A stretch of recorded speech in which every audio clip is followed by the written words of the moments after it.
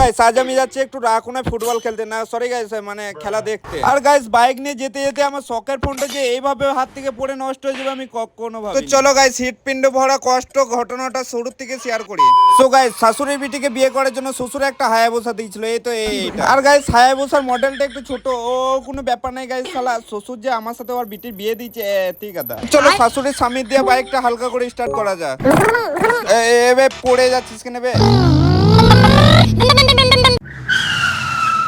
আর সত্যি বলতে গাইস শ্বশুরে দেওয়া গাড়িতে কাউকে চাপাতে মানা করেছে, সেই জন্য ওই গাড়িটা রেখে এই তো এই মালটা নিয়ে এলাম। আর গাইস 55 ঘন্টা 30 সেকেন্ড গাড়ি চালানোর পর অবশেষে চলে এলাম এই কৈচন আর রাকুনা বলে এই গ্রামটা গাইস। আর সত্যি বলতে গাইস এই সূর্য মামার যা তাপ, শালা এখানে দাঁড়িয়ে যদি খেলা দেখে কিছুক্ষণ পর আমাদেরকে নাইজেরিয়া প্লেয়ার ভাবে মাঠে নামিয়ে দেবে। তাই বেশি না রিস্ক নিয়ে একটা আইসক্রিম চুষতে চুষতে বাড়ি চলে যাচ্ছি গাইস। আর হঠাৎ করে চোখ পড়ে যায় এই শালা সূর্যের দিকে। আর গাইস সূর্যটাকে একটু লোভ দেখে বললাম আলে একটু খা। আর শালা সূর্য মামার এত না অত্যাচার সহ্য করতে পেরে সোজা চলে এলাম এই বাড়িতে। হ্যাঁ তোমাদের এত এত ভালোবাসাই আর আল্লাহর দোয়ায় আমার হাত থেকে ফোনটা পড়ে যাওয়াতে একটা স্ক্র্যাচও হয়। সত্যি বলতে গাইস সেখানে যদি ফোনটা আমার কিছু হয়ে যেত তাহলে আজ থেকে ভিডিও করা আমার বন্ধ করে দিতে হতো, কারণ আর ফোন কেনার মতন এখন সামর্থ্য নাই।